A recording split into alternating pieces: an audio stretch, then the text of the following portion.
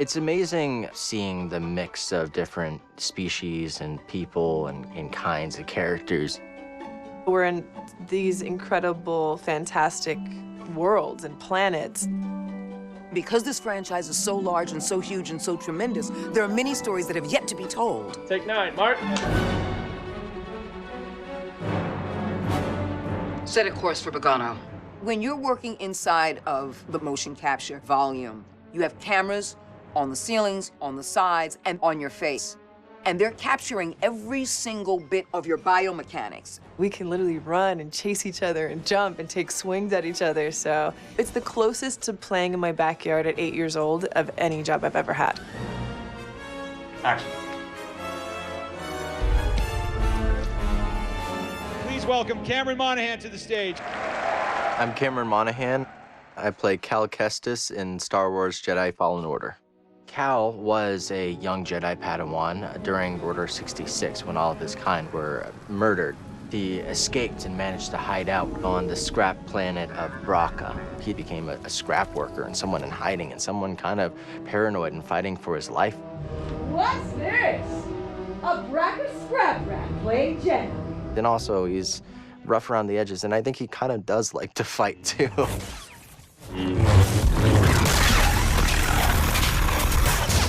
I'm gonna need to get through here.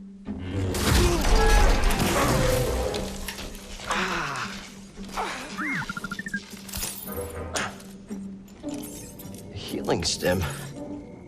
You're full of surprises.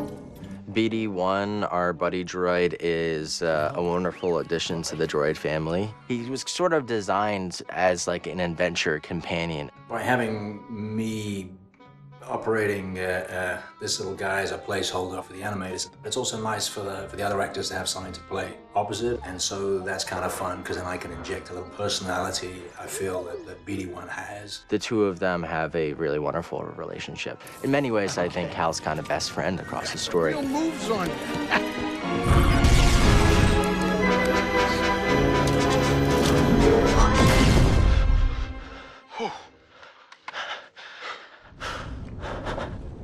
Okay, shut that thing off and grab some seed. Seer and Grease enter into Cal's life explosively, and I think that Cal is of two minds about it. You've been surviving on your own for so long that it's impossible to trust anyone. And it's what's kept you alive. I think that ultimately he has to do this mission because this is what he was made for. He's a Jedi trying to restore balance. Before we do anything, I need to know something. How come you're no longer a Jedi? Seer Junda completely cut the Force out of use in her life. I had an experience that changed my perspective. And she decided that she would not use the Force because using it might pose a threat to not only her, but to others, which it already did to a certain extent. Yeah, the Mantis is my ship, but you better pay attention to this lady here. Grease Dritus is not, let's say, the most affable Lateran. He's had some hardship in life. He doesn't trust people too much. What is that? Get off my sofa! I hope you found something better out there than this droid. Oh, calm down, Grease. He's got something he's running from, and it puts our hero in a very precarious position. Let's see what he's got. Damn it, Grease. But, by the way, a nice guy. Heart of gold. This place seems abandoned, but... You trespass, Jedi.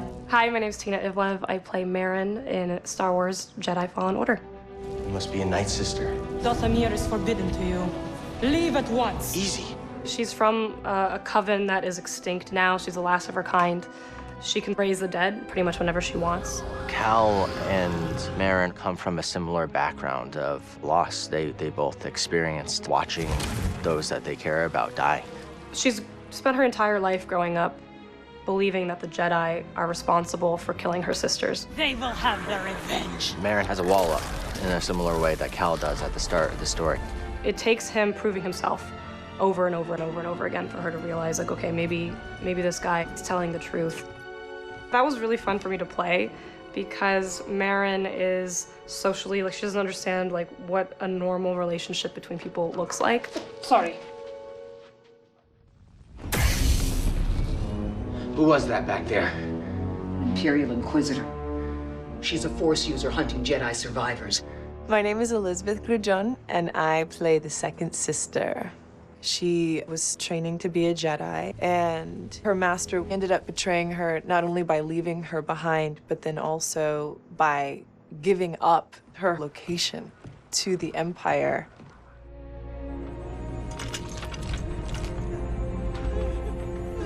It plays out in such an angry and powerful way when she becomes a second sister. What it taught her is to love is to die, and to kill is safety. She was tortured to the point in which psychologically and emotionally the damage had been done. She's already lost everything, so she doesn't care about dying. There's a recklessness. It's like, I'll jump on the top of your ship and bring it down while I'm on it. Like, I don't care. I'm doing a dialect as the character, which just came to me very naturally. Who's your master? Padawan? Someone I killed, perhaps? She really enjoys hurting and wounding, so I wanted to hear that pleasure in her voice.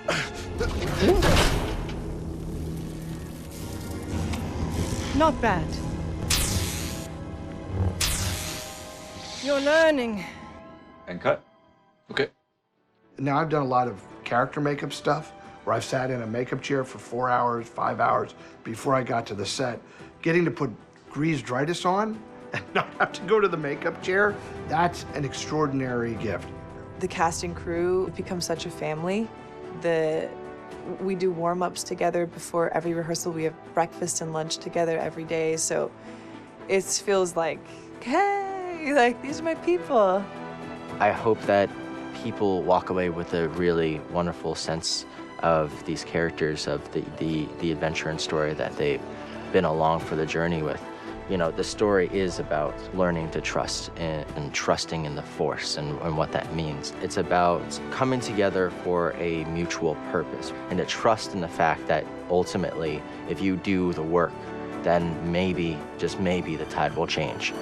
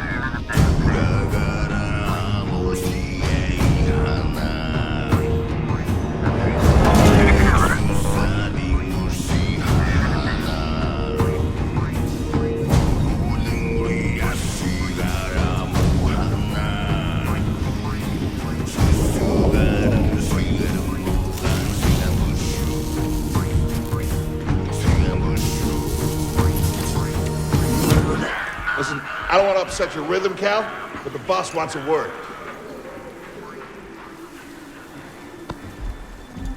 good for us. Here he is, Chief. An error has been detected on line 10A. All our clamps are jammed. I need 2 workers to climb up and secure the cables. That's not an easy maneuver. The guild will double your pay for this shift. Come on, Cal. What's your score? That couldn't hurt. Huh? Okay. All right, let's go. Get to work. This way. I'm right behind you.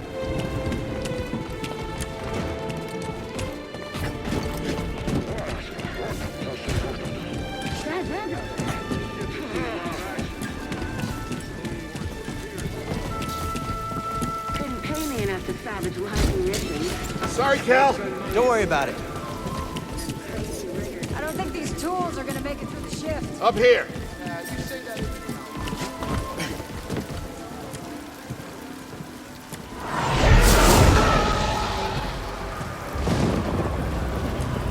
Will you look at that? A separatist ship. I haven't seen a Luke or Hulk in ages. Yeah,